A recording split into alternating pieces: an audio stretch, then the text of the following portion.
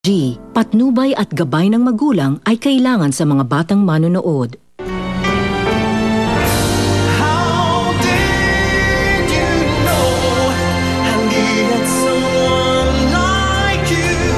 Dito ko unang naramdaman si Junie. May nakikita akong lalaki. Maaari ka ba namin makausap? Nakikilala mo ba kung sino yung bumaril sa'yo? Di ko rin nakita yung bumaril sa akin. Papanggap kang delivery boy. Basta siguraduhin mo, siya ang kukuha ng bulaklak. Benji, bakit hanggang ngayon ba ginugulo mo yung buhay ko? Hindi ko maintindihan, pero siguro dahil sa nakatali talaga yung kapalaran ko sa'yo. Dahil siguro noon pa man, mahal kita. Sana bigyan mo rin ako ng pagkakataong patunayan sa'yo na mahal kita. Para sa kapatid ko, bibigyan kita ng pagkakataon, Benji. Teka, sandali! Sharina! Benji! Benji, salamat. Tayo na.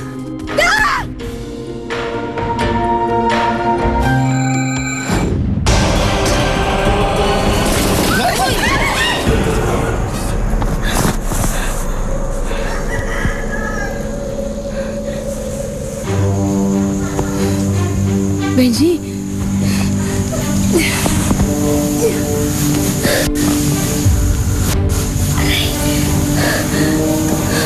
Benji!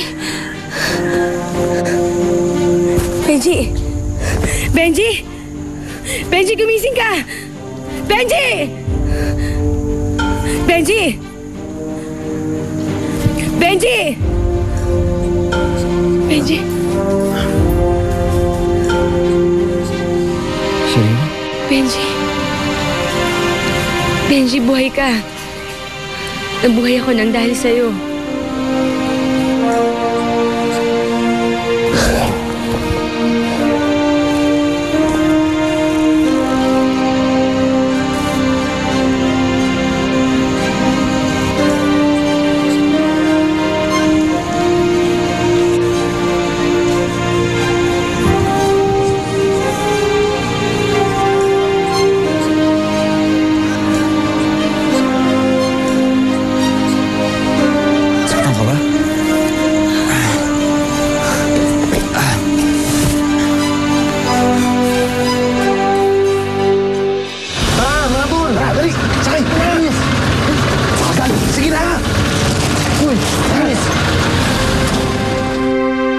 Ayos ka lang ba, Sharina? Hindi ka ba nagalusan o nasaktan?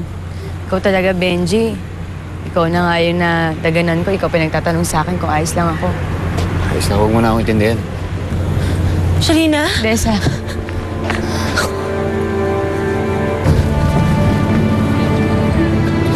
Diyos ko, Desa.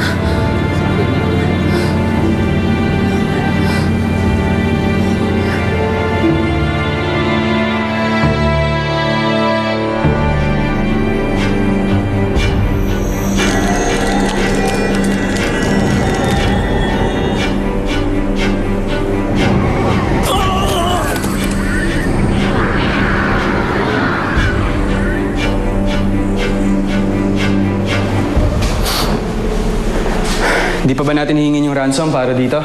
Relax ka lang. Bukas na. Wala rin ang magagawa pamilya na wala ng bangko ngayon. Kaya muna magpanik sila. Hanapin mo nila yung anak nila. Papahinga muna ako. Ikaw to ka ngayon. Pag yan makatakas, patay ka sa akin.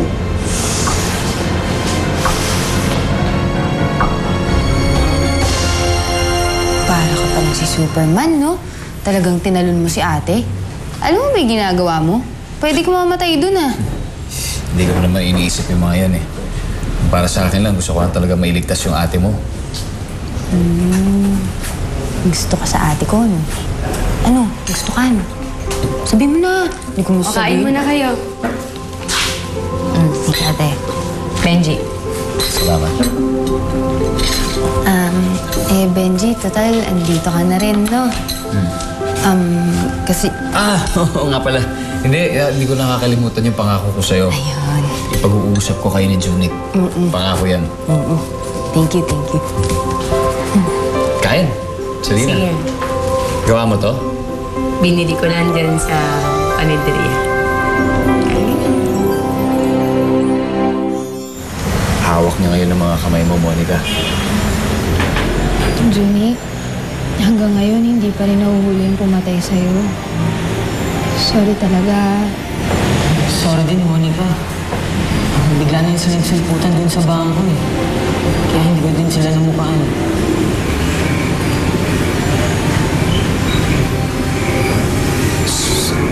ko namatay si Junit? Oo. Security guard siya dun sa bangko na hinold up. Ano nangyari dyan kay Benji? Nabaril daw. Kasama daw sa nang hold up sa bangko. Tinira. Hinold up. Benji, bakit? May sinabi pa ba si Junit? Wala naman, Monica. Sabi niya hindi daw niya namukhaan yung mga hold-upper. Benji, salamat sa pagligtas mo sa akin, ha. At saka yung ginagawa mo para kay Monica. Kahit na parang ang labong paniwalaan na nakakausap mo si Junit.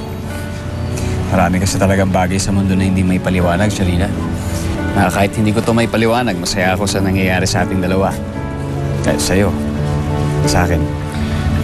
Benji, pagpasensya mo na kung nisgan kita noon, ha. Gusto ko sana makabawi sa'yo. Hindi na. Hindi mo naman kailangan bumawi sa akin. Masaya na ako na alam kong ligtas ka at walang nangyaring masama sa'yo. Okay na yun. Di ba sabi mo nung isang araw naghahanap ka ng trabaho? Nakapaghanap ka na ba? Hindi pa eh. Wala pa. Gusto mo bumalik bilang manlilido? Kukunin kita. Dito? Oo, magkatrabaho ka uli dito. Talaga? Totoo, Shalina? Oo nga. Talaga? Salamat. I need it so